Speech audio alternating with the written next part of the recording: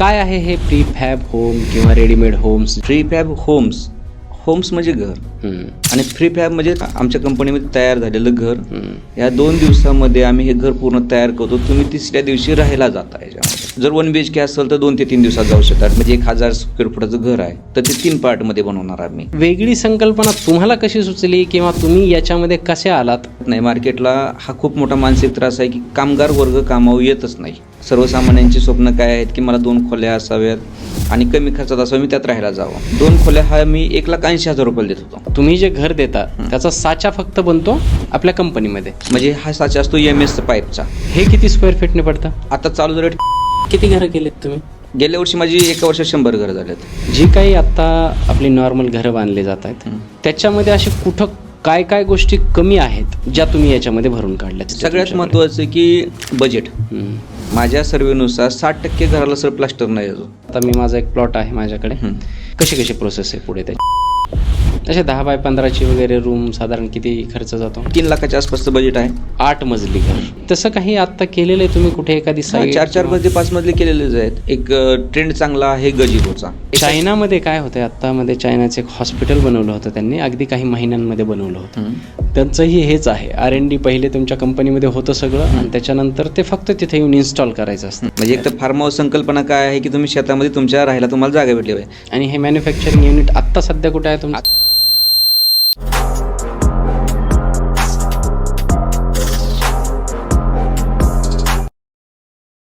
नमस्कार, मी डॉक्टर राज जाधव. महाराष्ट्राच्या सर्वात समृद्ध मंचावरती तुम्हा सर्वांचं पुन्हा एकदा खूप खूप खूप स्वागत आहे. आजचा आपला पॉडकास्ट अत्यंत आगळा-वेगळा होणार आहे. कारण काय होतं की बऱ्याचदा आपण पॉडकास्टमधून आपलं जे ब्रीदवाक्य आहे पॉडकास्टचं ते आहे संवादातून उत्थान. आपण ज्या ज्या व्यक्तींसोबत काही संवाद साधतो त्या संवादातून आम्ही तुम्हा प्रेक्षकांचं देणं लागतो आणि त्याच्यामुळे आजचा सुद्धा पॉडकास्ट अत्यंत महत्त्वाचा, तुम्हाला शिकवणारा, इतकंच नाही फक्त शिकवणारा नाही तर आजच्या काळामध्ये फार बेरोजगारी वाढलेली आहे आणि ज्या ज्या काही एकदम नवीन आयडियाज आहेत, नवीन कल्पनाज आहेत, बिझनेस रिलेटेड आहेत, उद्योजक घडवणाऱ्या, लोकांच्या हाताला काम देणाऱ्या अशा संकल्पना राजमंचच्या पॉडकास्टच्या माध्यमातून तुमच्यापर्यंत पोहोचावी अशी आमची अपेक्षा होती. आणि म्हणूनच आजचा जो पॉडकास्ट आहे तो खूप वेगळ्या विषयावरती, एक उद्योजक घडवणारा, उद्योजक बनवणारा, लोकांच्या हाताला काम देणारा अशा पद्धतीचा पॉडकास्ट आहे. आणि आजच्या या पॉडकास्टसाठी आपल्याकडे जे गेस्ट म्हणून आलेले आहेत ते आहेत नागेश सोनावणे सर. त्यांचा प्रीफॅब हाऊसचा बिझनेस आहे. म्हणजे थोडक्यात सांगायचं झालं तर रेडीमेड होम्स ज्याला आपण म्हणू शकतो. होम्स, ऑफिसेस, कंटेनर्स हे सगळं ते बनवतात आणि ते इन्स्टॉल करतात. घर ही प्रत्येकाच्या आयुष्याची सर्वात मोठी स्वप्नाची गोष्ट असते, सर्वात मोठं स्वप्न असतं आणि ते पूर्ण करण्यासाठी खूप साऱ्या अडचणी देखील येतात. परंतु त्या अडचणी कमी करण्याचं काम ज्यांनी केलेले असे आजचे आपले गेस्ट नागेश सोनावणे सर आज आपल्या मंचावरती आलेले आहेत. आणि हा बिझनेस कसा रन होतो, त्यांनी या बिझनेसमध्ये का उडी घेतली, या बिझनेसमुळे लोकांचं कल्याण कसं होणार आहे, या बिझनेसमुळे लोकांना उद्योजक होण्यासाठी कशी मदत होणार आहे, लोकांच्या हाताला काम कसं मिळणार आहे, या सगळ्या विषयाची सविस्तर चर्चा आजच्या पॉडकास्टमधून आपण करणार आहोत. मी तुमचा जास्त वेळ घेत नाही. आजचे आपले गेस्ट नागेश सोनावणे सरकडे वळूयात आणि बघूयात आज आपल्याला नवीन आणि आगळी वेगळी अशी कुठली माहिती ऐकायला मिळते. सर नमस्कार. नमस्कार. खूप स्वागत आहे राजमंचावरती. पहिल्यांदा आलात आणि त्यामुळे खूप खूप स्वागत आहे. कसे आहात सर? ठीक आहे. आणि आज आपल्याकडे येण्याचा योग्य होतो आहे कारण बऱ्याच दिवसापासून एक माझी कल्पना ही महाराष्ट्रासमोर मांडायची होती, परंतु त्यासाठी वेळच भेटत नव्हता. आज आपल्या माध्यमातून मला वेळ भेटतोय आणि हे सर्वांसाठी खूप महत्त्वाचं असणार आहे. बरं, काय आहे हे प्रीफॅब होम किंवा रेडीमेड होम्स ज्याला तुम्ही नाव देत आहे ते काय संकल्पना आहे एकंदरीत ती एकदा समजावा, म्हणजे आपण पुढे विषयाकडे वळूयात हळूहळू. प्रीफॅब होम्स म्हणजे घर आणि प्रीफॅब म्हणजे कंपनी तयार होणार, म्हणजे आमच्या कंपनीमध्ये तयार झालेलं घर. हे पण घर म्हणजे काय, आपण जाग्यावरती दगड, विटा, माती आणून ते बनवतो, RCC मध्ये बनवतो. या गोष्टीसाठी 3 ते 4 महिन्याचा कालावधी लागतो. कदाचित हा वर्ष, 2 वर्ष, 3 वर्ष जातो. याच्यामध्ये अनेक अडचणी येतात. कधी बजेट कोलमडतं, कॉन्ट्रॅक्टर पळून जातो, लेबर पळून जातात. बजेट 10 लाख रुपये दिलं असतं ते सहज 20 लाख रुपये 30 लाख रुपये सहज होतो. बरोबर. अनेक वेळेला सांगितलं जातं की हे प्रीमियम क्वालिटी आहे, दुप्पट पैसे द्यावे लागतील, तिप्पट द्यावे लागतात आणि होतच. बऱ्याच वेळा असं झालेलं आहे, बरेच म्हणजे प्रत्येकाला हा अनुभव आहे. आमच्यापाशी काय आहे की आम्ही आमच्या कंपनीत घर तयार करत असताना आम्ही तुम्हाला बजेट दिलं आहे 2 लाख 5 लाख 10 लाख, ते तुम्हाला ठाम आहे आणि त्याचं वेटिंग तुम्हाला दिलं आहे मी 1 महिना 1.5 महिना, या दिवसामध्ये तुमचं घर आमच्या कंपनीमध्ये पूर्ण तयार होईल. आणि हे तयार करून ते ट्रकवर क्रेननं लोड करून आपल्या इथं इन्स्टॉल करण्यासाठी आम्हाला 2 दिवस लागतात. या 2 दिवसामध्ये आम्ही हे घर पूर्ण तयार करतो. तुम्ही 3ऱ्या दिवशी राहायला जाता याच्यामध्ये. 3ऱ्या दिवशी राहायला जाऊ शकतो? होय, आरामात. हां, पण आता त्या घराची किती स्क्वेअर फूटचं घर आहे याच्यावरती ते थोडं डिफरंट आहे की जर 1 BHK असेल तर 2 ते 3 दिवसात जाऊ शकतात. 2 BHK असेल तर फार फार 1 आठवडा. कारण आम्ही आमच्या इथून ट्रकवर लोड करून येताना त्याचा कलर थोडासा डॅमेज होईल. मग एक हात तुमच्या इथं कलरचा मारायचा आहे आम्हाला, थोडंसं डिझाईन काम बाकी आहे, थोडंसं तुमच्या साईटवर करता येईल. कारण अजून आपल्याकडे असे प्रगत रस्ते नाहीतच की रोड छोटे आहेत, रस्त्याला लाईटच्या तारा खूप आडव्या आहेत, झाडं झुडपं आडवी आहेत. त्याच्यामुळे आम्हाला काही पार्टमध्ये ते घर बनवावं लागतं. बरोबर. 2 BHK असेल तर आम्ही 3 पार्टमध्ये घर बनवतो. म्हणजे 1000 स्क्वेअर फुटाचं घर आहे तर ते 3 पार्टमध्ये बनवणार आम्ही आणि ते 3 गाड्यांनी ते लोड करून तुमच्यापाशी आणलं जातं. बरं.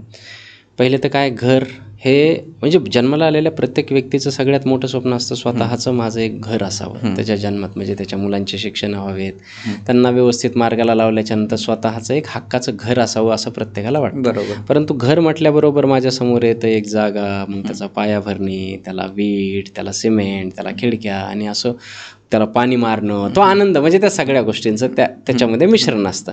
सो ही वेगळी संकल्पना तुम्हाला कशी सुचली किंवा तुम्ही याच्यामध्ये कसे आलात ते मला ऐकायला आवडेल. आता तुमचं एक कुतूहल असं होतं की घर बांधताना मी पाणी मारणं असेल, मी सगळ्या गोष्टी चॉईस करणं असेल.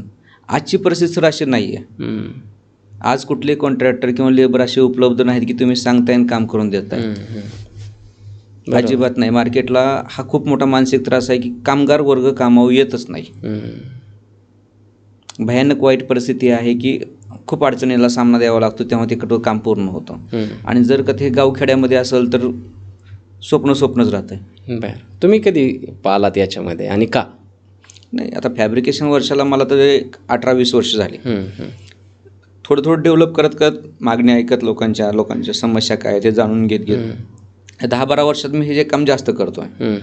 याच्यामध्ये मी म्हणजे लॉकडाऊनच्या आधी पत्र्यामधली घरं बनवून विकत होतो, म्हणजे कंटेनरसारखी. परंतु मला कंटेनर हा कन्सेप्ट कधी पटलेलाच नाही आहे. तो एक पत्र्याचा डबा आहे, त्यात गरम खूप होतं, उंची कमी आहे आणि ते सडतं लगेच, त्याची लाईफ खराब आहे. माझ्या या व्यवसायामध्ये मी असा व्यवसाय निवडला की लोकांना परवडेबल घरं द्यायची आहेत. सर्वसामान्यांची स्वप्न काय आहेत की मला 2 खोल्या असाव्यात आणि कमी खर्चात असावं, मी त्यात राहायला जावं. मी सुरुवातीला पण लॉकडाऊनच्या आधी 2 खोल्या कन्सेप्ट काढला होता. 2 खोल्या हा मी 1,80,000 रुपये देत होतो. म्हणजे किंमत काय सांगावी वाटते की 1,80,000 वाटताना लोकांना 2 खोल्या म्हणजे 1 RK म्हणू शकतो? नाही, फक्त 2 रूम्स, एक बेडरूम एक किचन. बरं. तर हे देताना लोकांना 1,80,000 किंमत सांगितले. लोक असे म्हणायचे की हे हवेत उडून जाईल का, हे पत्र्याचं आहे, हे फुटेल का. परंतु जे बघायला यायचे ना सर, अक्षरशः तिथंच आम्हाला वेटिंग म्हणजे पेमेंट देऊनच जायचे, मला पाहिजे आणि मला माझं बुकिंग करा. अनेकांच्या म्हणजे आता भरपूर सोशल मीडियाद्वारे भरपूर कमेंट्स वगैरे येतात, उत्तर नाही देऊ शकत कारण समजावून सांगायला खूप एनर्जी लागते आणि जो माणूस येतोय प्रत्यक्षात बघायला तो बुक केल्याशिवाय जात नाही. बरं. आता तर नवीन मॉडेल जे आणलेलं आहे आपण, याचं इतकं मजबूती आहे, ड्युरेबिलिटी इतकी छान आहे सर. कस्टमर म्हणतो हा वाऱ्यानं उडून जाईल का, हाला बुक्की मारले फुटेल का, लात मारले तर फुटेल का.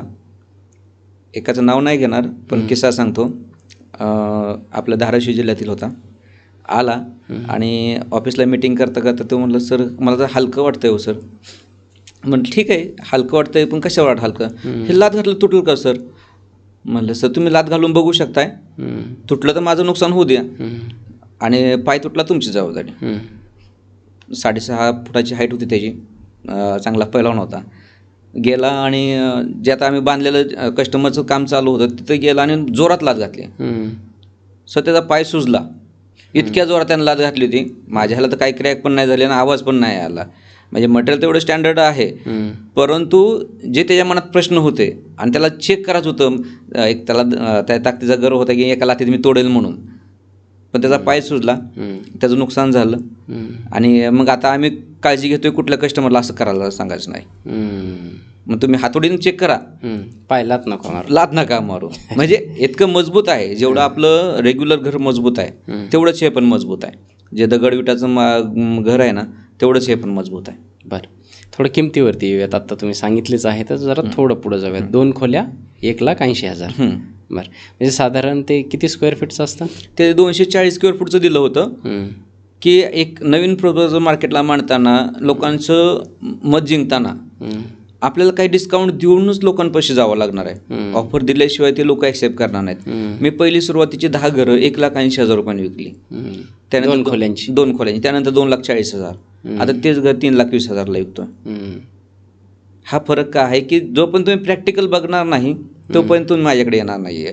मी जर डिजिटल लावले, फ्लेक्स लावले तरी ते फक्त वाचून निघून जातात लोक. मार्केटिंग करण्यासाठी एक्स्ट्रा पैसे देण्यापेक्षा मी प्रॅक्टिकल तुम्हाला 50% डिस्काउंट दिलं घर. तेव्हा 4 लोक माझ्याकडे आले. एका वर्षामध्ये मी 150 घरं बांधली. बरं, ही जी किंमत सांगताय ती फक्त फॅब्रिकेशनची आहे का पूर्ण घर बनवून देण्याची? म्हणजे तुम्ही आता पहिलं तर ते क्लिअर करा की तुम्ही जे घर देता त्याचा साचा फक्त बनतो आपल्या कंपनीमध्ये? नाही, आता माझ्या कंपनीमध्ये पूर्ण साचा बनतो फॅब्रिकेशन. म्हणजे हा साचा असतो MS पाईपचा. आता समजा माझ्या घराला एक 2 BHK घर बांधतोय आपण. 2 BHK घर बांधताना आपण त्याला स्क्वेअर फूट काढलेला आहे. 800 स्क्वेअर फूटचं घर काढलं. मग त्याचं वजन किती होईल तर अंदाजे 30 टन वजन होईल. 30 टन वजन होईल. मग ह्याला जेवढं झेपल असं लोखंड लावावं लागेल, मला पाईप लावावं लागतील. मग ते सगळे 3 mm जाडीचे पाईप वापरतो. लांबी, त्याची लांबी रुंदी काढली तर 4x4चे पाईप असतील, 4x2चे पाईप असतील, कुठं 2.5x5चे पाईप आहेत. हे सगळं बघितलं तर एका घराला आपल्याला 4 टन लोखंड लागतं. म्हणजे लोखंडाचंच 4 टन लोखंड झालं. त्याच्यामधल्या जी भिंती वापरतोय आपण त्या 4 इंच जाडीच्या आहेत आणि त्या पण भरीव आहेत सिमेंटच्या. आणि कितीही कडक ऊन असलं, उन्हाळ्यामध्ये मे महिन्यातलं कडक ऊन जे असतं 45 डिग्री 47 डिग्री, याला ते गरम होत नाहीत. गरम होत नाही अजिबात नाही. पण स्लॅब सुद्धा गरम होतो तर? जर माझ्या घरामध्ये घर जर गरम झालं दुपारी 2 वाजता 3 वाजता मे महिन्यामध्ये तर घराचे पैसे रिटर्न तुम्हाला. फॅन लावायचं आवश्यक. कुठलं मटेरियल असतं ते? APS पॅनल आहेत. म्हणजे घरात उन्हाळ्यामध्ये दुपारी बसलात तर फॅन लावायची सुद्धा गरज अजिबात नाही. हां, जर आपल्याला श्वास घेण्यासाठी जर अडचण वाटत असेल तर तुम्ही ठीक आहे, ते तेवढं तर बघा. अगदी तुम्ही चांगल्या RCC घरामध्ये सुद्धा बसलात तरी तुम्हाला थोडंफार तर गरम होतच. ते तिथं गरम होत नाही तेच जाणून घेण्याचा प्रयत्न करतोय. कसं किंवा काय मटेरियल वापरता, त्याचं व्हेंटिलेशन कसं मेंटेन करता? खिडक्या दरवाजे तर आहेत. माझं घर गरम कशानं होईल? जेव्हा ऊन घरात येईल ते गरम तुम्हाला जाणवेल. ज्या बाजूनं तुमच्या घरावर सावली पडेल त्या बाजूला तर कसलंच गरम होणार नाहीये. घरामध्ये AC लावायची तर आवश्यकताच नाही. मी ह्याच्यामध्ये पिक्चर थिएटर बांधलेला आहे. तर 100 लोक ज्या टायमाला पिक्चर थिएटर बसतील तर किती गरम होईल तिथं? बरोबर. तर ते लोक सांगतात फक्त मे महिन्यामध्ये आम्ही फॅन लावतो. AC लावलेत, आतून चालूच केले नाहीत. 3 वर्षामध्ये AC चालूच केले नाहीत. बरं. एवढं ते कंट्रोलमध्ये आहे. आणि भिंती कुठल्या मटेरियल असतात? 4 इंच जाडीच्या सिमेंटच्याच. Normal cement पिठाच्या? तसं नाही, थोडंसं ते वेगळं आहे की पॅनल तयार केले 2x8 फुटाचे 2x10 फुटाचे. मग ही जॉईंटिंग करून आपण खिडक्या दरवाजे सोडून त्याचं डिझाईन जसं असेल तसं जॉईंट करतो. ते पण तुम्हीच करून देता? हां, ते पण फिटिंग आमच्या हे आपल्या एकाच कंपनीमध्ये एका शॉपमध्येच होतं की फॅब्रिकेशन घर तुम्ही बनवून देता? खिडक्या दरवाजे फरशी आपल्या इथंच बसतं. ओके. कंपनीमध्येच खिडकी दरवाजे बसणार आहेत, फरशी पण तिथंच बसणार आहे. फक्त तिथं जाऊन ते फिटिंग होणार आहे? फक्त फिटिंग होणार. फिटिंग म्हणजे काय होणार आहे की 3 स्टेपला केल्यामुळे तिथं क्रेननं उचलून फिटिंग करायचंय आणि ते फिलअप करून द्यायचं आहे. आता जो स्लॅब आहे वरचा तो पण सिमेंट बोर्डमध्ये असतो. तिथं गेल्यानंतर लिकेजचं प्रमाण राहू नये म्हणून आपण त्याच्यावरती परत वॉटरप्रूफ करतो. म्हणजे लिकेजचा काही प्रश्नच नाहीये, हिटिंगचा प्रश्नच नाहीये, साऊंड प्रूफ होत आहे ते मटेरियल. बरोबर. साऊंड प्रूफ पण होतं ते? साऊंड प्रूफ पण आहे, फायर प्रूफ आहे, डॅम प्रूफ आहे. थंडीमध्ये? वॉटरप्रूफ. नॉर्मली घरापेक्षा थंडी कमीच वाजणार. म्हणजे आपल्याकडे जसे पहिले माळवादाचे घरं होते तशा पद्धतीने त्याला एअर कंडिशनर घरं म्हणायचे. तशा पद्धतीचं म्हणजे उन्हाळ्यात गरम होत नाहीत, हिवाळ्यामध्ये थंडी कमी वाजते असं म्हणायचं तुम्हाला? बरोबर. बरं. आणि ज्या काही टाईल्स वगैरे आहेत, ज्या काही फरशा आहेत, त्या नंतरच इन्स्टॉल कराव्या लागतात? नाही, आधीच आमच्या इथंच. तुमच्या इथेच? ते कसं मला कळलं नाही. आपण सिमेंट बोर्डला काही केमिकल्स वापरलेले आहेत, त्याच्यामुळे ती फरशी आपल्या इथंच इन्स्टॉल केली जाते. बरं. म्हणजे बाथरूमची पण हाईटला फरशी आहे 8 फूट उंचीला, ते पण आपल्या इथंच इन्स्टॉल करतोय. बरं. आपली प्लंबिंग पण आमच्या इथंच करतोय, त्याच घराचं. लाईट फिटिंग पण आपल्या इथंच करतोय. आणि पाण्याची टाकी वगैरे ते त्या गोष्टी आपण कस्टमरकडे देतोय. पाणी टाकी 1000 लिटरची बसवा, 2000 ती तुमच्या बेसला बसवा. पण ते पूर्ण प्लंबिंग तुम्ही करून देता? हां, पूर्ण प्लंबिंग करून. फक्त त्याला इनलेट आउटलेट काढून दिलेलं असतं आपण. बरं. सगळ्या घराचं? सगळ्या घर. बरं. साधारण आता आजचा जो रेट पकडला आपण मार्केटमध्ये, ॲव्हरेज समजा पुण्यातला तर वेगळा, परंतु पुण्यातला किंवा इकडचा एक ॲव्हरेज रेट पकडला तर 1200-1300 रुपये स्क्वेअर फीट असेल बांधकामाचा रेट जो आहे, तो जातोय आपल्या मार्केटमध्ये. हे किती स्क्वेअर फीटने पडतं? हा रेट कुठंच नाही आहे. एक साधारण 1800 रुपये स्क्वेअर फूटचं काम होतं, आणि ते पण असं चांगलं प्रॉपर काम होत नाही आहे. आज एवढी महागाई वाढलेली आहे, एवढी स्टील वाढलेलं आहे, सिमेंट खडी वाढलेली आहे, तर 1800 रुपयानं काम फक्त स्ट्रक्चर बसतं. लाईट फिटिंग, कलर हे काहीच बसत नाही. सगळं वेगळं असं. तुमच्या घरात लाईट फिटिंग तुम्ही करता? होय. लाईट फिटिंग पण तुमचीच होय. असते? बरं. इंटरेस्टिंग आहे खरंच. आणि तुमचं कसं स्क्वेअर फीट पडतं मग? माझा आता चालू रेट 1500 रुपये स्क्वेअर फूट आहे. 1500 रुपये स्क्वेअर फीट. आणि हा रेट माझा आत्ता कमीच आहे. का कमी आहे माहिती आहे सर? जर एखादी वस्तू तुम्हाला ट्रॅव्हलिंग करून घेऊन जायची तर ह्या वस्तूला पैसे जास्त लागतात. अगदीच. आणि एखादी वस्तू तुमच्या जागेवर स्थिर आहे तर ती कमीत बसवते. माझी वस्तू तुम्हाला मोबाईलसाठी ट्रॅव्हलिंग करता येते, की आज इथं तुम्ही घर बांधलेलं आहे माझं, आणि भविष्यामध्ये 5-2 वर्षांत तुम्हाला इथं नवीन काहीतरी RCC करायचं किंवा कमर्शियल काहीतरी करायचं असेल तर माझं घर परत उचलून दुसऱ्या जागेवर शिफ्ट करता येतं. बरं. परत हे चेंजेस करता येतात. 4 ठिकाणी, 5 ठिकाणी, 10 ठिकाणी पाहिजे तेवढ्या वेळ. मेजरमेंट वगैरे तेवढं पाहिजे. कशाचं? आता समजा हा एक प्लॉट आहे माझ्याकडे, ठीक आहे, 1 गुंठ्याचा वगैरे प्लॉट आहे. आपण पकडूयात की 800 स्क्वेअर फीट, 22 बाय 33चा वगैरे प्लॉट आहे माझ्याकडे. पण दुसरीकडे जर समजा त्या हिशोबाने तुम्ही त्याचं मेजरमेंट घेऊन बनवलेलं असणार, दुसरीकडे जेव्हा जाईल त्याच मेजरमेंटची जमीन पाहिजे असेल मला ते करण्यासाठी, का ते आतले सुद्धा पार्ट्स हलवता येतात? म्हणजे आता समजा एक 2 BHK मध्ये 2 बेडरूम येणार आहेत, एक हॉल येणार आहे, तर ते हॉल वेगळा, बेडरूम वेगळा, सगळं वेगवेगळं करता येतं का? सर, आपण आता हे चेंजेस तर भरपूर करू शकतोय. आणि आता चालू म्हणजे जिथं इन्स्टॉल केलं तिथं पण चेंजेस करू शकतोय. म्हणजे मला किचन थोडं मोठं करायचं करता येतं, बाथरूम वाढवता येतं, हॉल पण छोटा करायचं करता येतो. आणि तुम्ही म्हणता की आता 2 BHK आपण फक्त ग्राउंडला बांधलंय मी 3 स्टेपला, आणि त्याचा हॉल पुढच्या बाजूला घेतलेला असेल मी, आणि तुम्हाला 2 वर्षांनी वाटलं की मला हॉल इथं नको आहे, माझा हॉल वरती टेरेसला पाहिजे, ते उचलून आपण वरती ठेवू शकतोय. बरं. म्हणजे इतका चेंजेस करू शकतो आपण त्याच्यामध्ये. आतापर्यंत किती घरं केलेत तुम्ही? गेल्या वर्षी माझी एका वर्षात 100 घरं झालेत, पेक्षा जास्त. एका वर्षात? 100 पेक्षा जास्त झालेत. फार मोठं युनिट असेल तुमचं जे मॅन्युफॅक्चरिंग युनिट आहे. एक तर स्ट्रगलमधून माझं युनिट उभं आहे, आणि नेहमीच मी ॲडव्हान्समध्ये कामं करते मार्केटला. इतकी स्ट्रगल होतं की कामगाराचा खूप मोठा अभाव आहे, स्किल्ड लेबर मिळतच नाहीत. मग प्रत्येक टायमाला नवीन टीम येत आहेत, त्यांना शिकवायचं, त्यांच्याकडून काम करून घ्यायचं. पण ते 3 महिन्यांनी निघून जातात, कोण 6 महिन्यांनी निघून जातात, काही रिटर्न पण आहेत, काही 5 वर्षापासून पण माझ्याकडे लोक आहेत. कामाचा स्पीड असा लागतोय सर की आपण आता कंपनीत चालू केल्यामुळे काम फास्ट होतं. आता माझ्याकडे काही रिसॉर्टचे रूम खूप मोठ्या प्रमाणात आहेत. एका दिवसाला 1 रूम होते माझी रिसॉर्टची, म्हणजे 11 बाय 16ची रूम आहे. एका दिवसात 1 होते. इन्स्टॉलला 3 दिवस लागतात. म्हणजे माझ्या कंपनीत काम फास्ट होतंय, पण बाहेर जाताना वेळ लागतो. आणि वाहतूक. आणि हे काम सोपं करण्यासाठी, अजून सोपं करण्यासाठी आता पुण्यामध्ये, कोल्हापूर, लातूर, सोलापूर अशा सिटीमध्ये आम्ही आमच्या ब्रँचेस वाढवतोय अजून. अच्छा. अजून काम मोठ्या प्रमाणात करण्यासाठी, कारण इतक्या मोठ्या प्रमाणात मागणी आहे की 100% मधला मी अर्धा टक्काही पुरवू शकत नाही.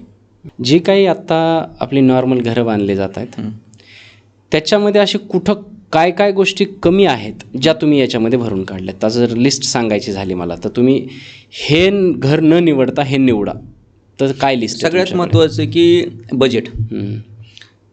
रेग्युलर कामाला जर 1 BHK, सर्व मार्केटला काय म्हणतात की 1500 रुपयाला 1800 रुपयाला स्क्वेअर फूटला काम केलं जातं RCC, राईट? ठीक आहे, ऐकून घेतलं. पण तो रेट कुठला आहे? फाउंडेशनचा खालचा रेट म्हणतात हाफ रेट आहे, म्हणजे झालं की 2250 रुपये. त्यानंतर म्हणतात टेरेसचा रेट 300 रुपये प्लसमध्ये, म्हणजे 2100 रुपये रेट झाला. त्यानंतर म्हणतात फरशी खिडकी दरवाजे आमच्याकडे नाही, तो 2500 रुपये झाला. मग एका घराचा रेट किती झाला आहे? 2500 ते 2800 रुपये. मी देतोय सर्व काम 1500 रुपयानं. 1500 रुपये स्क्वेअर. टोटल सगळंच काम मी 1500 रुपयाला देतोय. तुम्ही राहायला जायचं आहे, म्हणजे तुम्हाला याच्या व्यतिरिक्त काय लॉक इन केजी म्हणतात त्याला. बरोबर. दुसरा मुद्दा आहे की काय घर घ्यावं. एक तर हे पोर्टेबल आहे, उचलून दुसरीकडे शिफ्ट करता येतं. त्याच्यात तिसरा मुद्दा असा आहे की हे घर आपल्याला हीट प्रूफ आहे. म्हणजे तुम्ही दिवसभर काम केल्यानंतर संध्याकाळी सिव्हिलची घर आहेत, संध्याकाळी झोपू शकत नाहीत, इतकं गरम होतं. सिमेंट तापल्यानंतर थंड होत नाही. कूलर लावला काय, AC लावला काय, थंड होत नाही. 12-1 वाजे पण झोपच येत नाही. माझं जुनं घर जे स्वतःचं आहे त्याला मला 12-1 वाजे पण झोप येत नाही. मग सिंगल स्लॅब जो आहे तिथं कसलंच थंड वाटत नाही. माझ्या घरामध्ये गरमच होणार नाही कुठलंच. फायदे भरपूर आहेत, तोटे कमी आहेत. तोटे पण सांगून द्या लगे हात. तोटे काय होईल की कलरला क्रॅक जाण्याचं प्रमाण 3 वर्षातून एकदा असेल. मग कलरचा खर्च तुम्हाला 3 वर्षातून एकदा आहे. बरं. आता काही लोकांचं खूप सिव्हिलमध्ये खूप पहिलं चांगलं बांधकाम झालेलं असेल, त्यांना 5-6 वर्ष कलर करायची गरज नाही पडली. किंवा कलरची कंपनीची जाहिरात अशी आहे की 10 वर्ष तुम्हाला कलर मारायची गरज नाही. ॲक्च्युअली कुठल्याही बांधकामाला ओलावा लागला की तो पोपडा पकडतो. बरं. वर्षाला 2 वर्षाला रिनोव्हेशन करावं लागतं. माझ्याला 3 वर्षाला 5 वर्षाला करावं लागेल. माझे हा घर हे सगळं लोखंडामध्ये स्ट्रक्चर असल्यामुळं ह्याला कलरची काळजी घेणं गरजेचं आहे. बरं. लोखंड गजू नये म्हणून ह्याला कलर मारावा लागेल. कुठं आहे तर माझ्या हातला फक्त 5% भाग हा दिसणार आहे लोखंडातला, बरोबर. आणि तो फक्त कलरनं कव्हर करायचा आहे. बरं, आता आपण घर बांधल्याच्या नंतर आजकाल जे होतं ना की आता माझं स्वतःचं घराचं बांधकाम सुरू आहे गावी. तिथे घर बांधण्याचा जेवढा खर्च नसतो त्याच्यानंतर जे इंटेरियर करतो ना आपण त्याचा फार खर्च असतो. कुठला म्हणजे जसं आपण आतमध्ये कलर करतो, कलरपासून सुरुवात होते. कलर, पडदे, त्याच्यानंतर मग आपल्याला डेकोरेटिव्ह कर्टन्स, त्याच्यानंतर आपण जे टाईल्स वगैरे हे करतो खाली, त्या सगळा तो पुढं खर्च खूप जास्त वाढत जातो. सो त्याच्यामध्ये इथे काही फायदा होतो अशा घरांमुळे की इकडे खर्च कमी येऊ शकतो. याच्यामध्ये काय होतं की जेव्हा एक आपण रेग्युलर काम पकडतो ना, एक कुठलाही मिस्त्री असेल, कारागीर असेल, तो काय बोलतो आपल्याला की 6 महिन्यात 1 वर्षात तुमची साईट संपेल. 6 महिने एक 10 लाख रुपये तुम्हाला बजेट दिलंय. 10 लाख रुपये तर तुमचं पहिलं 50% बजेट तुम्ही फाउंडेशनला घालवलेलं आहे. एका वर्षामध्ये काम करत करत त्यानं काय केलं, तुमचं बजेट दुप्पट केलेलं आहे. तिथं तुमची कंबर मोडली. दुसरी कंबर मोडलेली असते की वाढत्या महागाईनं कंबर मोडले. तुमच्याकडे फर्निचर किंवा ह्या गोष्टीला पैसेच राहत नाहीत अजिबात, आणि मेंटॅलिटी राहत नाही. किती जरी करोडपती बागायतदार लोक असले ना तर हे गुडघ्यावर त्यांना आणल्याशिवाय सोडत नाहीत. जे गवंडी आहेत, प्लंबरवाले आहेत ना, त्यांना खूप त्रास देतात, भयंकर त्रास देतात. आणि काम वेळेवर न केल्यामुळे एक तर तुमची मानसिकता राहिलेली नाही की या वर्षात आपल्याला हे करायचं होतं झालं नाही. माझ्या कामामध्ये काय होणार आहे, आज मी तुम्हाला 2 महिन्यात घर दिलं, 1 महिन्यात घर दिलेलं आहे, आणि बजेट फिक्स दिलंय तुम्हाला 5 लाख, 7 लाख, 10 लाख फिक्स बजेट दिलंय. याचा अर्थ की तुम्ही दुसऱ्या बजेटला तयारी लागलाय की मला 1 लाख रुपये फर्निचरला घालवायचे आहेत. म्हणजे मला सोफा घ्यायचा आहे, TV घ्यायचा आहे, अजून काय कर्टन्स घ्यायचे आहेत, अशासाठी तुम्हाला बजेट शिल्लक राहतं. पण त्या सिव्हिलच्या केसमध्ये असं नाही होत. माझ्या सर्वेनुसार 60% घराला सर प्लास्टर नाही अजून सिव्हिलच्या. कशामुळे झालंय, एक तर अर्धवट ज्ञानानं झालेले गवंडी, भिगारी, काही थांगपत्ताच नसतो ह्यांच्या कामाचा. माझ्याकडे पिक्चरच क्लिअर आहे की तुम्हाला मी 3 लाखात देणार आहे, 5 लाखात देणार आहे. कशी असते प्रोसेस? फॉर एक्झाम्पल आता माझा एक प्लॉट आहे माझ्याकडे, कशी प्रोसेस आहे पुढे त्याची? एक तर माझं घर जिथं ट्रक ट्रेन बसेल ना तिथंच मी साईड घेऊ शकतोय. गल्ली बोळात अरुंद रस्त्याला मी जाऊ शकत नाही. बरोबर. कारण मला काम फास्ट करायचं आहे. जे पहिलंच बांधलेलं आहे, जे डेव्हलप झालं तिथं मी का जाऊ. बरोबर. जिथं नवीन डेव्हलपमेंट आहे, ज्यांना फार्म हाऊस बांधायचं आहे, म्हणजे उदाहरणार्थ तुमच्याकडे 25 एकर जमीन आहे, 10 एकर जमीन आहे, आणि तुम्ही लेबरसाठी 2-4 पत्र्याच्या खोल्या करून दिल्यात, आणि तुम्ही गेल्यानंतर तुम्हाला उभारायलाच जागा नाही तिथं, एक झाड नाही तुमच्यापाशी. जाताना तुम्ही 1-2 लाखाचा मोबाईल खिशात, 3 लाखाची बुलेट थार गाडी घेऊन जाता, आणि तुम्हाला 10 मिनिटं उभारायला जागा नाही. तिथं फार्म हाऊस बांधायचं आहे. मग त्या साईडवर तुमच्या इथं कोण गवंडी येत नाही, प्लंबरवाला येत नाही, फिटिंगवाला येत नाही. मग तिथं आमचा पर्याय एकदम बेस्ट आहे. बरोबर. की रेडीमेड उचललं, 3 लाख 5 लाखवाला एक बजेट उचललं, तुम्ही तुमच्या इथं नेऊन घेतलं, आरामात तुम्ही चांगलं मजेशीर लाईफ तिथं एन्जॉय करू शकताय. ओके. आणि आजची परिस्थिती अशी आहे की सर कोटीची रानं असून सुद्धा, शेती असून सुद्धा त्याचा फील घेता येत नाही. फक्त म्हणजे शेतीला पाणी देण्यासाठी जायचं आहे का, बरं गेलोच तर तिथं संध्याकाळी स्टेला काय, लेबरला रूम आहेत पण तुम्हाला नाही आहे, मालक असून तुम्हाला नाही. मग तिथं फार्म हाऊस बांधायला अनेकांचे फाउंडेशन तयार आहेत, वरचं बांधायला कोणीच येत नाही. अच्छा. असे 10 बाय 15ची वगैरे रूम साधारण किती खर्च जातो?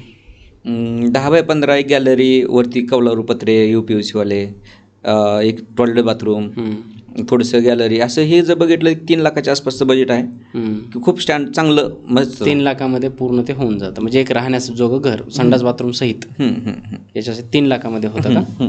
बरं. एक माझा एक डेमो आहे 11 बाय 20चा. 11 बाय 20मध्ये बाहेरचा 4 फुटाची गॅलरी राहील. बरं. आतमध्ये 11 बाय 11ची एक रूम आहे. त्याच्या पाठीमागे 4 बाय 8चं टॉयलेट बाथरूम आहे. Commode, wash basin, light fitting, plumbing, colour, POP सहित ते 3,20,000 आहे. 3,20,000मध्ये 11 बाय 20. हां. अच्छा. आणि याच्या व्यतिरिक्त अजून ट्रान्सपोर्टेशन चार्ज वेगळा असतो. हा माझा एक्सपेक्टेड रेट आहे. बरं. ट्रान्सपोर्टेशन म्हणजे आता कुठं मला अमरावती अकोल्याला बोलवत आहेत, कोण कोकणात बोलवत आहे, तो वेगवेगळा आहे. हां, मग त्यामुळे तो ट्रान्सपोर्टेशन चार्ज वेगळा आहे. तरी काय पर किलोमीटर कसा असतो चार्ज? माझा नसतो, जो ट्रान्सपोर्ट त्या रोडला अवेलेबल आहे, कोणी 90 रुपये किलोमीटर घेईल, कोणी 80 घेईल, कोणी 100 घेईल. जशी गाडी आहे, जशी साईज आहे त्यानुसार त्याचा रेट असेल. ओके. म्हणजे 100 किलोमीटरला 10,000 रुपये भाडं लागेल. 100 किलोमीटरच्या आसपास. आणि मग तिथं जे काय आपण हे करतो, कन्स्ट्रक्शन करतो, कन्स्ट्रक्शन म्हणण्यापेक्षा फक्त आपण तिथे एक नॉर्मल प्रोसेस आहे. तिथं एक 10,000 रुपये वरचा खर्च येऊ शकतो त्याला. म्हणजे गाडी भाडे व्यतिरिक्त अजून एक 10,000 रुपये खर्च येतो. तो मालकासोबत बोलून डिस्कस करून ते ठरवलं जाईल. अच्छा. तो कशाचा खर्च असतो? तिथं आम्हाला लोकल लेवलला ते खड्डा खोदण्यासाठी लोक भेटणार नाहीत. बरोबर. नॉर्मलच छोटंच काम आहे पण त्यासाठी लोक नाहीत भेटणार, आणि सिमेंट कॉन्क्रीट त्याला टाकायचं आहे. बरं. मग तिथल्या लोकल लोकांकडून करून घ्यायचं आहे. तर ते आम्ही त्या मालकाला सांगतो की आम्हाला हे लोक भेटणार नाहीत, तुम्ही आम्हाला हे काम करून द्या. काम आहे 1 दिवसाचं, ते आमच्याच लोकांच्या गायडन्समध्ये होऊन जाईल. बरोबर. म्हणजे काम करताना त्याला ट्यूब लेवल फिटिंग करायची आमची लोक करणार आहेत, पण त्याला कॉन्क्रीटचा माल टाकायचा आहे, सिमेंट टाकायचं आहे खाली खड्ड्यामध्ये, ते त्यांच्या लोकांकडून केलं जाईल. आता हे 11 बाय 20चं समजा मी बांधकाम तुमच्याकडे दिले, किती दिवस लागतात त्याला? माझ्या फॅक्टरीमध्ये मला 8 दिवसात होतं. 8 दिवसात रेडी होतं ते. परंतु पुढं माझ्याकडे किती वेटिंग आहे तसं तुम्हाला 2 महिने 3 महिने तारीख दिली जाते. ओके. वेटिंगनुसार, तुमच्याकडच्या वेटिंगनुसार ते. आता 133 घराची वेटिंग आहे. बरं. म्हणजे 8 दिवसाला एक घर, असं 133 फार मोठी वेटिंग आहे. मग नाही, 3 महिन्यात तुम्हाला घर देतोय ना आता पण. जर 133 असेल तर 3 महिन्यात देतोय, आणि 200 झालं तर म्हणजे तुम्हाला आम्ही 3 महिन्यात देणार. आता तुम्ही जे बोललात की 8 मजली घर, ती तसं काही आत्ता केलेलं आहे तुम्ही कुठे एखादी साईट? 4 मजली 5 मजली केलेलेच आहेत. ओके. हां. या केसमध्ये काय होतं की जसं तुमचं स्ट्रक्चर असतं, म्हणजे 2 मजली 4 मजली जे डिझाईन आहे त्याप्रमाणे स्ट्रक्चर पहिलं बनवलं जातं की ह्याला गरज किती लोखंडाची आहे, किती छोटं मोठं असं करत जायचं आहे आपल्याला, हे असं पहिलं बनवलं जातं आधी. ओके. म्हणजे खालच्या मजल्याला किती 5 mm वापरायचं. तेच ना, मग ते तेवढा जर भार त्याच्यावरती येणार आहे तर त्या पद्धतीनं ते त्या प्रोपोर्शनमध्ये चालेल. आपण पूर्ण बिल्डिंग किती आहे, किती स्क्वेअर फूट आहे, किती मजली आहे, लांबी रुंदी आणि उंची किती आहे, याचं टोटल बजेट काढतो, किती वजन होणार आहे, त्या वजनानुसार त्याला लोखंड वापरावं लागणार आहे आपल्याला. बरं. आतापर्यंत तुम्ही किती केलं हायेस्ट? 4 मजली. 4 मजली. कुठं केलेलं आहे हे? पंढरपूरजवळ एक करकम म्हणून गाव आहे, तिथे केलेलं आहे. हे काय घर होतं, फार्म हाऊस होतं, काय होतं? 4 मजली तर फार्म हाऊस नसतंच म्हणा. नाही, घरच आहे. हां. त्यांना स्वतःला वापरण्यासाठीच. बरं. स्वतःला वापरण्यासाठी त्यांनी घर केलेलं. आणि बऱ्याच वेळेला आता हे आम्ही पहिलं जागेवर जाऊन केलेलं आहे. गेल्या वर्षीची गोष्ट आहे की आम्ही तिथं जागेवर बनवलेलं आहे. आता कंपनीमध्ये बनवू, आता तसंच स्ट्रक्चर तयार होतं आहे आपल्या इथं. हे मला वाटतं फार्म हाऊस वगैरे ह्याच्यासाठी खूप परफेक्ट असेल हे जो तुमचा प्लॅन आहे तो. कारण आता समजा पुण्यामध्ये एखादी कुठेतरी जागा घेतली, तिथं काही क्रेन येणार नाही, तिथं काही म्हणजे ट्रक एवढा मोठा येणार नाही आतमध्ये, सो ते थोडंसं होऊ शकत नाही. पण जे गाव खेड्यांमध्ये कंस्ट्रक्शन लाईन इतकी मोठी आहे सर, हा समुद्र आहे, ह्यात अब्जावधी कॉन्ट्रॅक्टर, ठेकेदार, बिल्डर सगळे आहेत. माझं काम इथं त्या समुद्रावरची एक तेलाचा टिपका असल्यासारखं आहे. म्हणजे मी सगळ्या लाईन कव्हर नाही करू शकत. अगदीच. नाही, आपण तेच सांगण्याचा प्रयत्न करतो, लिमिटेशन्स कुठे आहेत. मी फक्त आता सध्या 2 प्लॅटफॉर्मवरती काम करतोय, एक फार्म हाऊस आणि दुसरं आहे रिसॉर्टच्या कॉटेज रूम. ह्या 2च लाईन मी पकडलेल्या आहेत. बाकी मी 1 BHK 2 BHK हे कामं कमी केलेले आहेत. बरं. ह्यासाठी मॅनपॉवर खूप मोठ्या प्रमाणात लागतात. आणि सगळ्यात महत्त्वाचं की प्रत्येकाचं डिझाईन आवड वेगळी आहे. प्रत्येकाची फॅमिली काय म्हणते मला असं पाहिजे तसं पाहिजे. खूपच चॉईसेस द्यावं लागतात. मग चॉईस दिले की वेळ लागतोय आणि चॉईस दिले की माझं पण नुकसान होत आहे. बरोबर. जेवढं डिझाईन बदलल तेवढं माझं नुकसान होत जात आहे. आणि मग मी तुम्हाला तेवढ्या किमतीत देऊ शकत नाही. अगदीच. मग लगेचच माइंडसेट काय होतोय, मग ह्या सिव्हिलच्या किमतीत चाललं. बस सिव्हिल काय करणार आहे, सिव्हिलचं जर काम केलं तर 1800 रुपयानं 2000 काम केलं तर फॅब्रिकेशनचा खर्च खूप मोठा असतो, स्टीलचा खर्च, काचेचा खर्च खूप मोठा आहे. तो नाही पकडला जात. पण माझ्या बेसला माझ्याकडं मी वन टाईम देतोय ना, त्यामुळे माझी किंमत जास्त वाटते. अगदीच. बरं, आता हे जसं तुम्ही सांगितलं फार्म हाऊस, रिसॉर्ट्स म्हणजे स्टँड अलोन ज्या जागा आहेत त्या जागांमध्ये जर काय करायचं असेल एक छान राहण्यासाठी तर हे खूप परफेक्ट चॉईस आहे असं मला वाटतं. आपण सुरुवातीला मी सांगताना सांगितलं की याच्यातून उद्योजकसुद्धा तयार होऊ शकतात किंवा आजकाल खूप अशी मराठी लोक आहेत ज्यांना ना काहीतरी नवीन इनोव्हेटिव्ह आयडियाजमध्ये यायचं आहे किंवा कन्स्ट्रक्शनमध्ये यायचं आहे किंवा या कुठलाही बिझनेस. सो एखाद्याला जर या बिझनेसमध्ये यायचं असेल तर कसं काय म्हणजे आपलं मार्गदर्शन असेल? आता काय बोलू तुम्हाला की कंट्रक्शन लाईनमध्ये एक समुद्र आहे आणि मी एक पाण्याचा थेंब आहे. बरोबर. माझ्यासारखे अजून 1000 लोक ह्या क्षेत्रात आले तरी कमीच आहेत. आता माझ्यासोबत काम करण्यासाठी असेल तर आपण प्रत्येक जिल्ह्यावेळेस काम देणार आहे. बरोबर. एक फ्रँचायसी तर म्हणणार नाही, कारण आपण त्यांना ते तसं काम देऊ शकत नाही. तर आपण काही प्रोडक्ट तयार करण्याची त्यांना तिथं सेल करायचे आणि तिथं त्यांना इन्स्टॉल करायचे. इन्स्टॉल करण्यासाठी त्यांची फी राहील, त्यांना स्टॉकही करू शकतात. मी रात्री 1 वाजता घरी गेलो आहे काल. माझ्याकडे कणकुलीचे एक कस्टमर आले होते. त्यांनी असं सांगितलं की मला तुमचा आमच्या जिल्ह्यापुरता मला स्टॉक पाहिजे. मी तुम्हाला 100 घराची 200 घराची एकदम ऑर्डर देईल आणि ते मला तुम्ही बनवून द्यायचं, फक्त पोच द्यायचे, बनवून पोच द्यायचे. तिथे इन्स्टॉल करण्याची जबाबदारी माझी आणि जे काही बेनिफिट आहे माझं घेईल. आता या ठिकाणी कंट्रोल एक राहिलं पाहिजे MRPचं की तुम्ही याच्यापेक्षा जास्त नाही विकू शकत. बरोबर.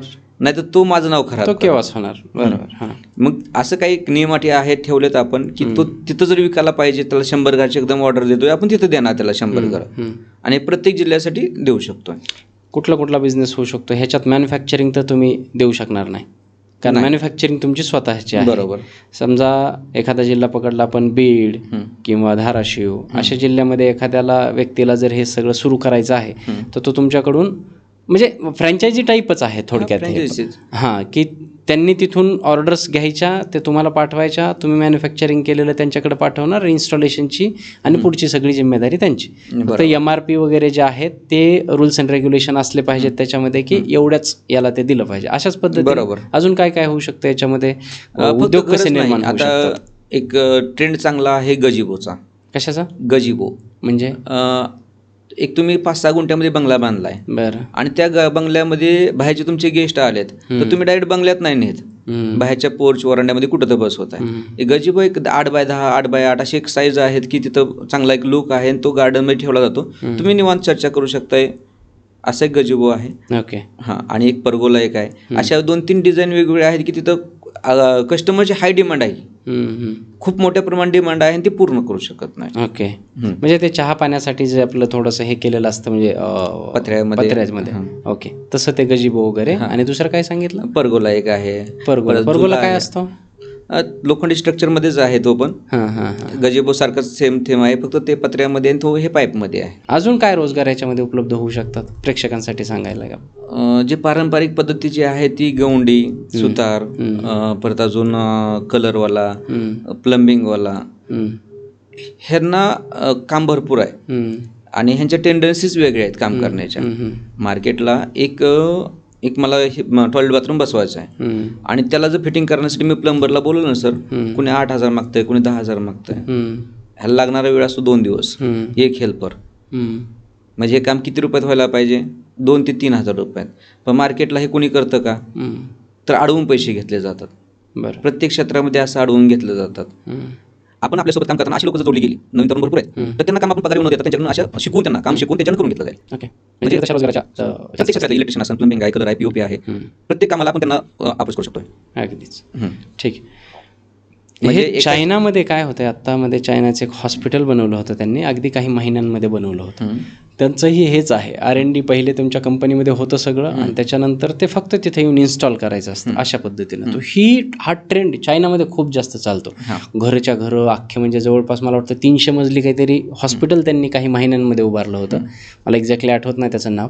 आणि तशाच पद्धतीचं हे फीचर आहे असं समजू शकतो किंवा याला फ्युचर येऊ शकतं तेवढं स्ट्रॉंग. कारण आत्ता बघा आपण जिथे पॉडकास्ट करतो आता या रूममध्ये तर बिलकुल आवाज येत नाही, परंतु आपल्या बाजूच्या याच्यामध्ये आता हा स्टुडिओ आम्ही घेतल्यापासून जवळपास 5 महिन्यापासून ते बांधकाम सुरू आहे. 5 महिन्यापासून आम्हाला त्रास आहे. थोडक्यात बाहेर कोणी बघायला बसलंय, कोणी कधी ड्रिल आहे, कधी फरशा, सगळं तो आवाज येतो. सो ते खूप म्हणजे ते जे ॲडव्हान्टेजेस आहेत ते मला दिसतं त्याच्यामध्ये की माझं घर आहे ते 1-2 दिवसामध्येच तिथे इन्स्टॉल होणार आहे. बरोबर. सो असे सुद्धा ॲडव्हान्टेजेस याच्यामध्ये आहेत.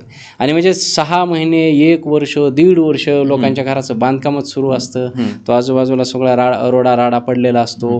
ते सुद्धा काही लोक जो बांधतोय त्याच्यासाठी आनंद आहे, त्याचं स्वप्नातलं घर उभं राहतं, पण त्या आजूबाजूच्यांना पण त्याचा खूप जास्त त्रास आहे. सो या गोष्टी सुद्धा याच्यात टाळल्या जाऊ शकतात. पण याला तेवढं फ्युचर आहे का येत्या काळामध्ये? भरपूर मोठ्या प्रमाणात सर. वाढती लोकसंख्या आहे. क्रेज आहे की आता पहिली काय होतं की एकत्र कुटुंब पद्धती होती, सगळे कुटुंब एकत्र राहायचे. आता तशी परिस्थिती नाही सर. एकतर आता नवरा बायको आणि 2 मुलं, हम दो हमारे दो होते, पण ह्या 10 वर्षामध्ये मी सिंगल ही काफी आहे. बरोबर. आणि प्रत्येकाला एकांत पाहिजे, प्रत्येकाला प्रायव्हसी पाहिजे, सिटीपासून थोडं दूर पाहिजे. म्हणजे पुण्यामध्ये जो चांगला तर 1-2 कोटीच्या फ्लॅटमध्ये जर राहत असेल ना सर, तर त्याला असं वाटतं विकेंडला मी अशा मोकळ्या ठिकाणी जाऊन राहिलं पाहिजे, तिथं मला शांतता भेटली पाहिजे. मग त्याने 2-4 गुंठे कुठे तर जागा घेतलेली आहे, पण त्याला बांधायला कोण भेटत नाही. म्हणजे पुण्यामध्ये बरेच बिल्डर माझ्या परिचित आहेत, त्यांची प्रत्येकाची अशी मागणी आहे. आमचे क्लायंट जे आहेत ते ह्यांचे सगळ्यांचे फ्लॅट बंगलोज आहेत, परंतु आमच्याकडून त्यांनी फ्लॅट घेतला आहे पण त्यांना कॉन्ट्रॅक्टर भेटत नाही बांधायला. तुमची स्कीम तिथं राबवा. सर खोटं वाटेल, एक कस्टमर मला 100, 150 घरं मागतोय. बर. इतक्या मोठ्या प्रमाणात मागणी आहे. मॅन पॉवर पण खूप लागत असेल. तो शॉर्ट कमी करतोय. मॅन पॉवरच्या ठिकाणी आम्ही आमचं नवीन युनिट पुण्यामधलं रोबोटिक मशीन बसवतोय. बर. ॲटोमायझेशनमध्ये, फुल्ली ॲटोमायझेशनमध्ये डेली आमची 10 घरं बाहेर पडतील. दिवसाला 10 घरं बाहेर पडतील. आणि त्या काम चालू आहे. 1-2 महिन्यात ते काम पूर्ण होईल आपलं, की एका दिवसाला आम्ही 10 घरं बाहेर काढू, महिन्याला 300 घरं बाहेर पडतील. बरं. फार मोठं रिव्हॉल्युशन होऊ शकतं. आणि मला असं वाटतं की जसं मी हे ऐकतोय ना, तर त्याच्यामुळे फक्त प्रॉब्लेम जो मला वाटतोय की तो कंटेनर तिथे नेण्याचा. 12 फुटाच्या साईजपर्यंत आपण कुठंही नेऊ शकतोय. साईट 12 फूट. कारण आजकाल जे लोक शहरामध्ये घरं बांधतात किंवा तिकडं जाण्याचा रस्ता नसतो, म्हणजे बऱ्याच ठिकाणी डोंगर कोरून वगैरे ते आता घरं वगैरे बांधणे म्हणजे अख्खा म्हणजे 5 वर्षापूर्वी पाहिलं तर तिथं डोंगर होता, आज तिथं पूर्णपणे अशा झोपडपट्टी किंवा घरं झालेले आहेत. असं तर अशा ठिकाणी हे सगळं सिटीमध्ये काय होतंय, कमवण्यासाठी आलोय. कमवण्यामध्ये आपण वैयक्तिक स्वातंत्र्य हरवून गेलो, शांतता राहतच नाही. पैसे तर मिळत आहेत सर, पण जे मनाला पाहिजे तेच भेटत नाहीये. बरोबर. आणि सिमेंटच्या जंगलामध्ये त्या शरीराला थकवा जाणवला, ते थकवा पण पूर्ण होत नाही, आराम भेटत नाही. म्हणजे एक तर फार्म हाऊस संकल्पना काय आहे की तुम्ही शेतामध्ये तुमच्या राहायला तुम्हाला जागा भेटली पाहिजे. जर ते सिमेंटचं बांधलं तर तो थकवा पण जाणार नाही, शरीराला आराम पण भेटणार नाही. मग तो बांधून गरम होतोय खूप, मग राहायचं कशाला? मग ते एक तर थंडावा पाहिजे, पर्यावरणपूरक पाहिजे, अशा सगळ्या गोष्टीचा समावेश केलेला आहे. आणि बिझनेस निवडताना असंच नाही निवडला सर, 10-15 वर्षाची मेहनत आहे, लोकांच्या अडीअडचणी जाणून घेतलेल्या आहेत. मी स्वतः खूप मोठा संघर्ष केला आहे की इथंपर्यंत येण्यासाठी लोकांच्या प्रत्येक अडचणी दूर करत येत आहे. आज हा एवढा मोठा ॲटोमायझेशनचा प्लॅन टाकण्याचं जे डेअरिंग करतोय ना सर, लोकांच्या वाढत्या मागण्या बघूनच. खूप मोठ्या मागण्या आहेत सर, काहीच पूर्ण करू शकत नाही. माझे खूप हाल चालू आहे सध्या. रोजचे 16 तास 18 तास काम करतोय, रोजचे 200-300 किलोमीटर प्रवास चालू आहे. माझी टीम अहोरात्र काम करते. त्याच्यामागे इंजिनिअरिंग माइंड तुमचंच आहे की त्याच्यासाठी वेगळे लोक आहेत? सुरुवातीला माझंच माइंड आहे आणि परत आता इंजिनिअरिंगची जोड द्यावीच लागते याला. पूर्ण टीम मध्ये काम करताना मी एकटा काय करणार आहे? काम तर सर्व येतं, तुम्हीच सुरू केलंय म्हणजे? काम सर्व येतं याचा अर्थ असं नाही की मी पूर्ण करावं. मी करत बसलो तर 6 महिने घर संपायचं नाहीये. मग आज दिवसाला 10 घर बांधायचे म्हणजे पूर्ण टीम द्यावीच लागणार, पूर्ण यंत्रणा आहे आपल्याकडे. इंजिनियर पासून सर्व यंत्रणा आहे याच्यामध्ये. आणि हे मॅन्युफॅक्चरिंग युनिट आता सध्या कुठे आहे तुमचं? आता सध्या टेंभुर्णीमध्ये आहे. टेंभुर्णी, पण ते मॅन्युअली आहे टेंभुर्णीतलं. जे पुण्यातलं चालू आहे ते ऑटोमायझेशन मध्ये चालू आहे, रोबोटिक मध्ये. ओके, ते सुरू होणार आहे, ते अजून सुरू झालेलं अजून नाही झालेलं. बरं, टेंभुर्णीच्या प्लांटला कोणी व्हिजिट करायचं म्हटलं तर आपण त्यांना सांगू शकतो. काय होतंय की मला दिवसात 200-300 फोन येत आहेत. हं, जे ऑन रूट आहेत हं, त्यांना मी लोकेशन सांगतो आणि जाऊन भेट द्या म्हणतो. हं. बऱ्याच लोकांना ही भेट द्यायची, मी तो थांबवतोय, थोडं थांबा, कारण तिथं ट्रॉफिक पहिलंच आहे. रोजचे 40-50 लोक तिथे जात आहेत बरोबर. आणि ते माझ्या कामावर पण परिणाम होतोय. मॅन्युअली असल्यामुळे लोकांना माहिती सांगावं लागते, तू काम थांबव बाबा, त्याला दाखव, हं, त्याला माहिती दे, हे कस्टमर येतात ते बघतायत. मग डेमो ठेवला, डेमो बघायचे नाही लोकांना, त्यांना चालू काम बघायचं आहे. हं, बरं, चालू काम बघून बघत नाहीये, हं, तुम्ही जवळपास कुठे केलंय का हं, ते दाखवा म्हणतायत. हं, मग तिथं दाखवण्यासाठी परत अजून एक माणूस द्यायचा. हं. बरं, हे ठीक आहे, आपण दाखवू, पण ज्या कस्टमरचं काम केलंय त्यांच्या घरी फॅमिली असते, सामान इतरत असतं, असं पकडलं ते ओरडतायत आम्हाला, तुमचे फार लोक बघायला येत आहेत. हं. मग त्यांना पण त्रास होतोय, आम्हाला पण त्रास होतोय ह्या गोष्टीचा. पण तुम्ही असं तुमच्या त्या प्लांटच्या बाजूला एखादं छोटं घर फक्त दाखवण्यासाठी आहे वगैरे ना. बनवलेलं आहे? आहे ना. बनवलेलं आहे का? हा, पण ओके.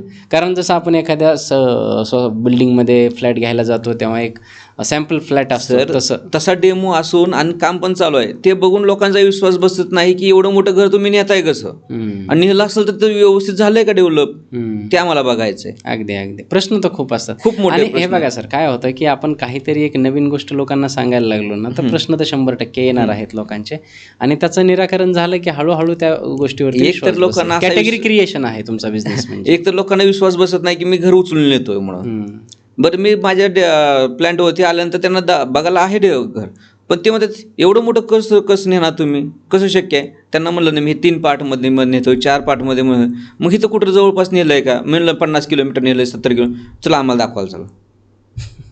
म्हणजे विश्वास नाही बसल्यामुळे त्यांना खरं प्रात्यक्षिक बघायचंय, हं. आणि प्रत्येकजण जातं त्या साईडवर बघायला. हं, हं, हं, हं.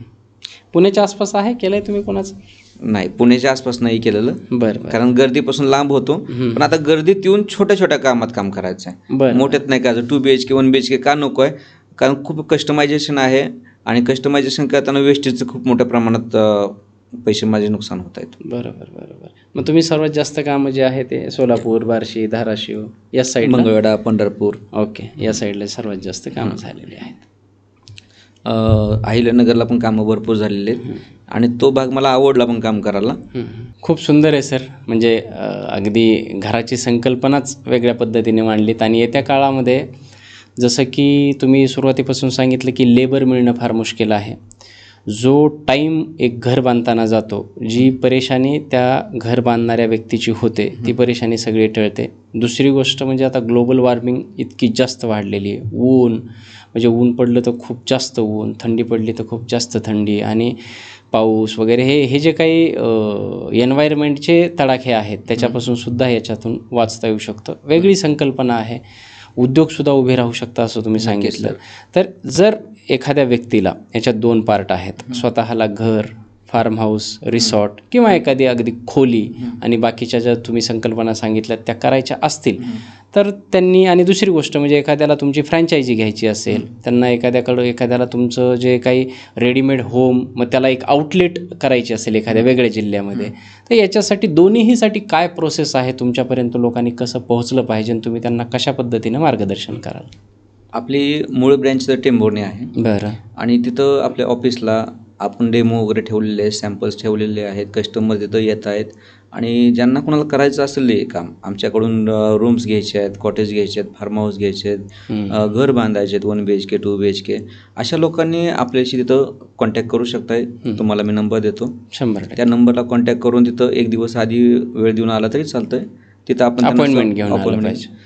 मला भेटत असेल तर, नाही तर रोज तिथं बघायला फ्रीज आहे. फ्रीज आहे. डेमो तिथं आहे, तिथं टीम आहे, त्यांना दाखवल, गायडन्स करेल, माहिती सर्व देईल. खास करून मला भेटायचं म्हणजे फ्रँचायझी संदर्भात मला भेटायचं असेल, कुठल्या जिल्ह्यामध्ये आपण काय काय करणार आहे, कारण हे क्षेत्र इतकं मोठ्या प्रमाणात आहे सर, की आपण पूर्ण महाराष्ट्र कव्हर करण्यासाठी खूप मोठ्या लोकांची आपल्याला गरज आहे. अच्छा. खूप लोकांना, म्हणजे प्रत्येक जिल्ह्यामध्ये 50-100 लोकांना रोजगार भेटेल. खूप मोठं क्षेत्र असल्यामुळे आपल्याला बऱ्याच लोकांसोबत काम करायचं आहे. ओके. म्हणजे ज्यांना आवडेल, माझ्यासोबत काम करायला आवडेल ना, त्यांनी अवश्य माझ्याशी संपर्क साधावा. आपण त्यांच्यासोबत मिळून काम करूया, आणि खूप मोठ्या क्षेत्रामध्ये आपण चांगलं इनोव्हेशन आणतोय. मार्केटची गरज आहे, आणि एक सर्वसाधारण लोकांच्या अपेक्षा पण पूर्ण होत आहेत त्यातून. बरोबर. की कमी पैशामध्ये घर, कमी वेळात घर, कमर्शियल ॲक्टिव्हिटी खूप चांगल्या प्रमाणात करतोय. टेंभुर्णी शाखेला त्यांनी भेट द्यावी. तिथून आपलं बऱ्यापैकी त्यांचं समाधान होईल. नक्कीच. नक्कीच. ज्यांना घर बांधायचं आहे, रिसॉर्ट, फार्म हाऊस, हे तर सगळं वेगळं आहे. ह्यांच्या डोक्यात एक आयडिया क्लिअर व्हावी म्हणून मी माझ्या वतीने सांगतोय की सरांनी जसं सांगितलं की 1500 रुपये स्क्वेअर फीट असा हिशोब आहे. मग तुम्हाला किती मोठं घर करायचं आहे, फार्म हाऊस करायचं आहे, रूम करायचे, त्याच्यातून तुम्हाला अंदाज येईल. भेटायचं असेल तर आपण सरांचे जे काही नंबर्स आहेत, त्यांचे ॲड्रेस आहे, ज्या काही कॉन्टॅक्ट डिटेल्स आहेत त्या सगळं आपण डिस्क्रिप्शनमध्ये देणारच आहोत. तिथून तुम्ही रीच आउट करू शकता. मला जे लोक तुमच्यासोबत उद्योगाच्या दृष्टिकोनातून जुडणार आहेत त्या लोकांसाठीचा हा प्रश्न आहे की एखाद्याला समजा बीडसारख्या ठिकाणी, धाराशिवसारख्या ठिकाणी, लातूरसारख्या ठिकाणी याची आउटलेट म्हणा किंवा फ्रँचायझी म्हणा त्याला करायची असेल तर त्याचा साधारण किती खर्च येऊ शकतो. आणि दुसरी गोष्ट जे महत्त्वाचं असतं, कारण कुणीही व्यक्ती एखादा बिझनेस करतो तेव्हा त्याच्यातून त्याला मार्जिन ऑफ प्रॉफिट काय मिळू शकतं, हा प्रश्न आहे. साहजिकच आहे. कंस्ट्रक्शन लाईन म्हणलं खूप मोठं क्षेत्र आहे. म्हणजे सहजासहजी हा लाखो कोटीमध्येच ह्याचा बेस आहे आणि इन्कम मग त्याच पटीत असणार आहे. जर तुम्ही 1 कोटी रुपये इन्व्हेस्टमेंट करता तर त्याचा 10% परतावा तुम्हाला 100% भेटेलच. बरं, म्हणजे 10% प्रॉफिट ऑफ मार्जिन आहे. राईट, 10% प्रॉफिट तर आहे. आणि खूप मोठ्या प्रमाणात करायचं असेल आपण तेवढ्या मोठ्या प्रमाणात त्यांना सपोर्ट करूया. तेवढ्या मोठ्यात मिनिमम किती इन्व्हेस्टमेंट लागेल एखादा आउटलेट किंवा फ्रँचायझी एखाद्याला सुरू करायची असेल तर? 50 लाख रुपये. 50 लाख मिनिमम, त्याच्यावरतीच. 10 घराचा स्टॉक जर त्याच्यापाशी पाहिजे, 4-5 मॉडेल तर पाहिजेत. बरोबर. म्हणजे तो रेडी पोझिशनला देऊ शकेल. त्यांनी मला ऑर्डर देणार आणि आपण त्यांना तिथं बनवून देणार. त्यापेक्षा त्यांनी काहीतरी स्टॉक ठेवणं गरजेचं आहे. कधी आता मला असा अनुभव आहे सर, हे घर तयार आहे का, आम्ही आजच घेऊन जाणार आहे. कस्टमरची मागणी आहे की त्यांना आजच पाहिजे. मग त्यावेळेला त्याचे स्वतःची इन्व्हेस्टमेंट काहीतरी पाहिजे की 10 घरं 5 घरं ठेवले तिथे विकायला, 2-4 मॉडेल ठेवलेत, काही गजिबो आहेत. मग तिथं कस्टमरला आवडलं तो घेण्यासाठी तयार आहे. नक्कीच. तिथं वाट बघण्याची आवश्यकता नाही. तो स्टॉक केला, घेऊन जावं लगेच. ठीक. आणि त्याच्या माध्यमातून अजून काही लोकांना रोजगार पण भेटणार आहे. लोकल लेवलला 50-100 लोकांना पण रोजगार भेटणार आहे. अगदीच. दुसरी गोष्ट, शासनाच्या बऱ्याच स्कीम आहेत. म्हणजे आयुष्यमान भारत असेल, राजीव गांधी योजना, घरकुल योजना आहेत. याच्यामध्ये पण हे बसतं. तिथल्या लोकांची पण सोय होईल ते. बरं, खूप छान. म्हणजे ज्या काही सरकारी योजना आहेत, एखाद्याला राजीव गांधी निराधार योजना वगैरे ज्या भेटल्या तर त्यांना जी घरं बांधून दिली जातात ते सरकारकडून ते म्हणजे तुम्ही शकतो. म्हणजे काय तुम्ही टायप असतं का ते तो पर्टिक्युलर तो व्यक्ती ज्याला ते घर मिळालंय तो तुमच्याकडे हे तो व्यक्ती आमच्यासोबत अप्रोच होता. आता काही ठिकाणी काही ग्रामपंचायतचं आमच्याशी बोलणं होत आहे की आम्हाला समूहानं जागा द्यायची, म्हणजे ज्यांना घरकुल मंजूर आहे आणि त्यांना जागाच नाही. मग अशा 20 लोक 30 लोकांचा एक समूह करतात. गावाच्या आसपास कुठं तर त्यांना 1 एकर 2 एकर जागा दिली जाते. मग ते म्हणतात की त्यांना घरकुलचे पैसे देऊन त्यांच्यानं बांधून होणार नाही, आम्ही तुमच्यासोबत टाईप करू आणि तुम्हाला आम्ही 10-20 घराची एकदम ऑर्डर देऊ, तुम्ही आम्हाला असं करू शकताय का. मग अशा पण प्रोजेक्टवर आपण काम करू शकतोय की प्रत्येक गावामध्ये 20 लोकांचा समूह आहे, ते ग्रामपंचायतला त्यांचा जागा मंजूर आहे, घरकुल मंजूर आहे, तर आपण ते त्यांना तसं प्रोजेक्ट करून देऊ शकतो. किंवा काही कंपनीज असतात, त्या कंपनीचं काम एका ठिकाणी सुरू असताना तिथले जे वर्कर्स आहेत त्या वर्कर्सला राहण्यासाठी टेम्पररी लेबर रूम्स पाहिजे असतात, त्या पण आपण प्रोव्हाइड करू शकतो. आणि त्या तुम्ही रिमुव्हेबल आहेत आणि ट्रान्सफरेबल आहेत, इकडून तिकडून घेऊन जाऊ शकतात अशा सुद्धा. म्हणजे हे सर्वसाधारण व्यक्ती असो, हॉटेलवाले असो, त्याच्यानंतर तुम्ही फार्म हाऊस करत असाल ते असो, इंडस्ट्रियल एरियामध्ये जे काही लेबर रूम्स पाहिजे असतील तसे असो, सगळ्या क्षेत्रामध्ये मला असं वाटतं की हे प्रीफॅब होम होऊ शकतं. फार मोठा उद्योजकाच्या दृष्टीने मला असं वाटतं की त्या काळामध्ये एक रिव्हॉल्युशन घडू शकतं. तर तुम्हाला जर याच्यासोबत जुडायचं असेल, अगदी पर्सनल घर बांधायचं असेल किंवा उद्योगाच्या दृष्टीने याच्यासोबत जुडायचं असेल तर आपण सरांच्या ज्या काही कॉन्टॅक्ट डिटेल्स आहेत त्या डिस्क्रिप्शनमध्ये देणारच आहोत.